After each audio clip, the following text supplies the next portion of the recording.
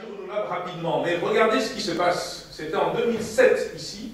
Voici les points où on produit de l'énergie renouvelable en Afrique, sur tout le continent. Voici les points où vraiment vous avez de l'énergie renouvelable. Ce qui veut dire derrière que le gouvernement n'est pas conscient que c'est important. Also wir wurden über erneuerbare Energie sprechen und man sieht die kleinen Punkte, wo man in Afrika erneuerbare Energie produziert. Et qu'est-ce qu'ils font? Ils mettent de l'argent dans le pétrole pour faire des diesels. Et ça, personne n'en parle. Sie investieren in Petroleum, also Öl, Erdöl, um Diesel zu machen, und von hier spricht man Et nicht. du coup, augmente leur dépendance. Und die Abhängigkeit wird größer.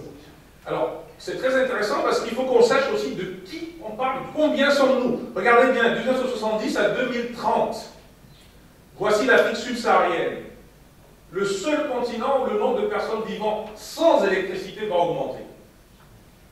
Man sieht hier, wie viel wir sind und was wir konsumieren. Man sieht hier, bis 2030 in Afrika, Süd von Sahara. Man sieht die Leute, die Bevölkerung, die wohnen wird ohne Elektrizität, ohne Strom. Regardez l'Asie, autour de 2000, l'Asie est tombée avec la Chine. Alors pourquoi l'Afrique continue à vivre sans électricité? Pourquoi la Chine et les pays asiatiques sont en train de tomber? China und also die Südamerika und China sind, kann man sagen, Asien sind um 2000, die sind niedriger geworden, also sie haben Elektrizität. Ce sont donc des erreurs de gouvernance et d'arbitrage. Das sind Fehler von Regierung. Alors il faut le corriger. Man muss das eine Lösung dafür finden. Techniquement, regardez bien, tout ce que vous voyez en orange foncé, c'est là où il y a beaucoup de soleil. Ja, wo man also rot sieht, rosa, das wo man also Sonne, viel Sonne hat. Et l'Afrique, regardez bien, est bien au centre, un peu ici, un peu en Australie. In Afrika im Zentrum, in Australien und ein bisschen links. Quand vous regardez de plus près, les points sont là où il fait le plus chaud dans le monde. Diese Punkte sind, wo man am meisten also warm hat in der Welt. Le problème avec ça, c'est que c'est aussi dans ces régions qu'on ne touche pas à l'énergie solaire. Und das Kuriose ist genau diese Region der Welt, dass man eine Solarenergie hat. Alors après, on s'étonne que dans l'OCDE, dans le monde en moyenne et en Afrique, on constate que bien sûr, on n'utilise que très peu, la consommation électrique est très faible par rapport aux pays riches qu'on retrouve ici.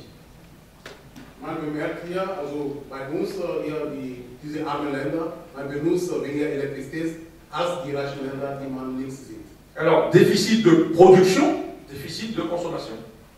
Also Produktion Defizit und Consommation Defizit. L'Allemagne, la France et le Togo au niveau de la consommation par habitant.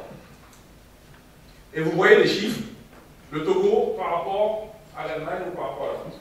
Also Strom, Consommation und Verbraucher, man sieht Deutschland, France und Togo. Pro Bürger, man sieht Togo ist hier recht. Et c'est pas avec ça qu'on peut faire de l'industrialisation. Damit kann man eine Entwicklung machen.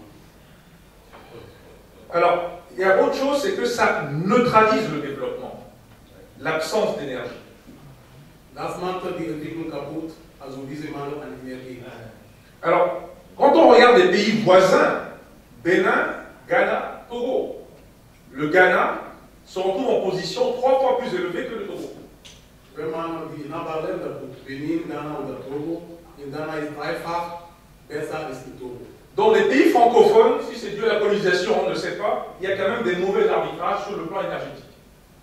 Also in französisch sprechenden Ländern, man weiß nicht, ob das von Kolonisation kommt, gibt es viele Fehler bei der Entwicklung. Alors c'est sûrement pas uniquement francophone, puisque les Nigériens sont à 120, et donc ils n'ont pas bougé non plus. Là-bas, c'est plutôt la corruption. Nicht nur in französisch sprechenden Ländern, Nigeria, da spricht man Englisch, aber dasselbe Problem. Les pays africains devraient être au niveau de l'Afrique du Sud, autour de 3000 ou 4000. Regardez là où on est.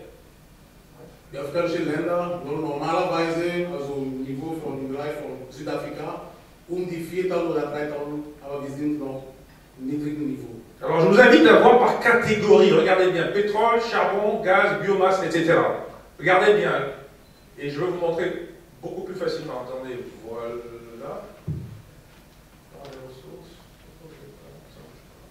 Voilà. Et avec ça, ça vous permet de voir la tendance. On n'a pas le temps d'aller dans le détail, mais regardez bien, le pétrole va chuter de toutes les façons. Sehen Sie den Graphit, also Petroleum, also Öl wird abstürzen. Pour l'énergie. Le charbon aussi. Le charbon, pas beaucoup. Le biomasse va monter. Le charbon, Kohle. Kohle aber in Afrika ist Non, il va baisser, en général. also Kohle, Gas, Energie, alles so. On est au niveau mondial. On est au niveau mondial. Au niveau mondial. Par contre, ce qui pose problème, nous parlons d'énergie renouvelable, c'est que hydroélectrique, renouvelable ou biomasse sont tous en bas ici et ils n'augmentent pas beaucoup en 2033. Also die werden nicht höher werden bis 2033. Ce qui veut dire qu'il faut une prise de conscience plus approfondie des gouvernements, de la diaspora et des partenaires pour qu'on puisse modifier cette tendance en fait de non-changement des pratiques dans le domaine de l'énergie ou la fabrication d'énergie. Man muss mehr Verantwortung von der Regierung erwarten oder fordern, damit das sich ändern kann. Et ça, c'est le cas du Togo. Das ist der Fall von Togo. 90-2008, 90, 2008. le Togo utilise le pétrole en baisse, l'hydroélectrique en hausse pour faire de l'énergie. Par contre, tout le reste, c'est zéro. Togo benutzt Petroleum und andere hydroelektrische Energie, Energie zu machen, und die anderen Dinge sind null. Si c'est zéro, alors on peut faire du bon partenariat dans l'énergie renouvelable avec l'Allemagne. Dann kann man eine gute Partnerschaft im Bereich Solarenergie mit Deutschland machen. Je vous informe que le gouvernement du Rwanda a mis dans son programme stratégique 2030-35 que la plupart des maisons doivent être en énergie renouvelable, si possible solaire. Chaque maison, donc une individualité, une autonomie énergétique. Also die Regierung aus Ruanda bis 2030 hat entschlossen, dass jedes Haus wieder mit Solarenergie ausgestattet. Nous allons passer à l'agriculture puisque d'autres personnes vont le traiter. Et vous voyez bien, hein, ici vous avez le Togo, c'est aussi le Togo, c'est aussi le Togo, ça c'est l'Europe. Vous voyez bien, hier die drei Bilder, da ist Togo, aber unten rechts, da ist Europa. Vous voyez ici que l'eau, quand on le prend au Togo, c'est toujours à côté d'un fleuve et ce n'est pas automatisé. Ici c'est automatisé. La cascade, c'est pas pour faire l'agriculture. Et là les salades, ça c'est en saison de pluie, parce qu'en saison sèche, il n'y a rien ici. Wenn man sieht, die drei Bilder in Togo, das ist von Natur. Diese Wasser, da ist Natur, das da ist Natur. Und hier, Europa, wenn man ist künstlich. Donc s'il y a une coopération à faire dans l'irrigation et l'agriculture, il faut arriver à ce que ces trois sites arrivent à avoir de l'automatisation. Man muss zur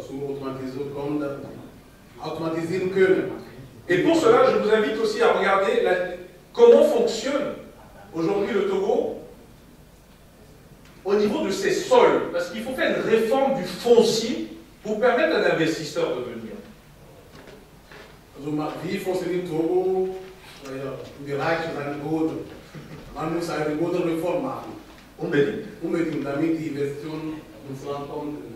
Personne ne va investir dans quelque chose soit qui ne lui appartient pas ou sur lequel il n'a pas un contrat à longue durée.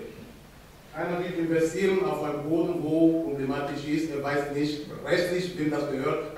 Quand les gouvernements occidentaux donnent de l'argent pour soutenir leurs investisseurs dans des pays où il n'y a pas justement ce droit du sol, ils perdent l'argent. Also wenn europäische Regierung Geld an Investiteure Geld geben, bei uns investieren, wo das Recht nicht gibt, also die verlieren dieses Geld geht verloren. Et vous voyez que si c'est bien fait, les terres arables, les terres cultivables, ne font même pas la moitié de tout ce qu'on peut travailler. Donc ici, il y a la marge pour monter. Et en plus, au niveau de l'eau, si vous regardez ici, l'eau n'est utilisée que 2,4% pour l'industrie. C'est la plus mauvaise des politiques de développement agricole et industriel qu'on peut trouver. Also die Erde, der Boden, wo man Landwirtschaft betreiben kann, ist niedrig, ist nicht viel. Und hier kann man sehen, Wasser für die Energie ist zu wenig benutzt. Je laisserai les gens développer tout ceci plus tard. C'est pour qu'on ait tous le même niveau d'information. Passons au tourisme. Ich möchte über Tourismus sprechen. On ne peut plus continuer à faire un tourisme à la Club Méditerranée. Tourismus können wir nicht weiter betreiben, wie sie es gemacht haben. Mais on ne peut pas faire non plus du tourisme basé uniquement pour venir regarder les traditions. Man kann auch nicht Tourismus machen, nur Tourismus anzulocken, Tradition zu gucken. Un système touristique doit ramener de l'argent. Tourismus muss Geld ins Land bringen. Et si le concept qu'il y a derrière le tourisme ne rapporte pas de l'argent, non seulement c'est un mauvais concept, mais ça appauvrit la population. Wenn Tourismus kein Geld ins Land bringt, das ist falsch. Und nicht nur, dass falsch ist, das macht die Bevölkerung ab. Donc il ne faut pas penser que le Togo, qui est effectivement passé de 53 à 150 000 touristes, donc une augmentation, est une bonne chose. Quand on compare aux autres pays, on voit que le Togo est le plus petit en termes d'augmentation par rapport au Ghana, par rapport au Burkina, par rapport au Bénin.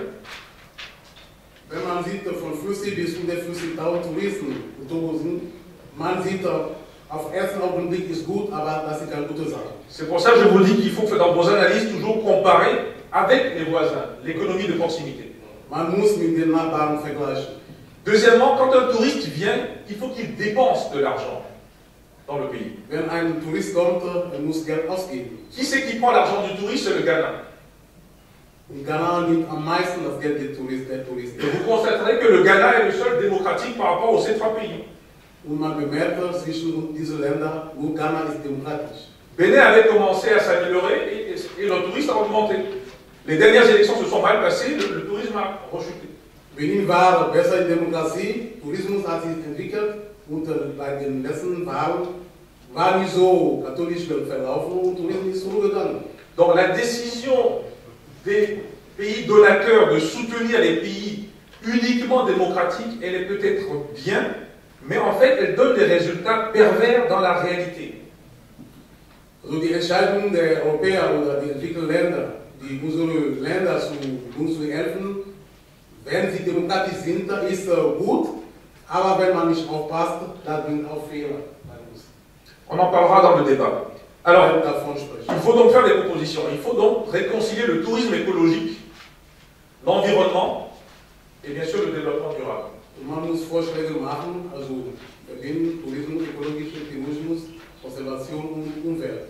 Il faut que les investisseurs puissent adhérer à des chartes éthiques pour protéger les aires et avoir une politique de conservation à moyen et long terme. Es muss Gesetze geben, bei denen Investitionen, die Leute, die investieren, also respektieren können, bei den Parken investieren können. Et ça, le gouvernement allemand doit prendre conscience de ça et l'impliquer ou le demander au départ, puisque c'est le gouvernement qui soutient souvent, d'une manière ou d'une autre, par les garanties, ces potentiels investisseurs. Die deutsche Regierung muss das auch im Kopf haben, am Anfang der Investitionen mit den Leuten sprechen, damit das klappt. Enfin, un espace qui est toujours oublié, c'est ce qu'on appelle le développement rural décentralisé. Was man meistens vergisst, ist diese rurale Entwicklung, diese Landentwicklung, décentralisierte Landentwicklung. Savez-vous qu'aujourd'hui, plus de 30% des diplômés du Portugal, qui sont des Portugais blancs, sont en train de rejeter leur nationalité pour devenir des Angolais, pour aller s'installer dans les zones rurales de l'Angola. Ich sehe, dass einige Bürger von Angola, die weiß sind, von Portugal, die weiß sind, die sind dabei, ihre Bürgerschaft zu verlieren, also los zu werden, Angolaner zu werden, damit sie in Ländern arbeiten können. Donc il faut développer ça. Et donc, pour ce faire et pour le faciliter, les gouvernements qui sont les plus forts en rapport de force doivent défiscaliser les technologies dans le secteur vert, dans le secteur de l'écotourisme. Also das zu erleichtern, müssen die Regierung bei uns, also die Steuerpolitik erleichtern. Alors tout ça ne peut pas se faire sans la diaspora. Alles das kann nicht passieren ohne Diaspora. C'est pour ça que ce genre de phénomène qu'on le voit encore un peu partout doit disparaître.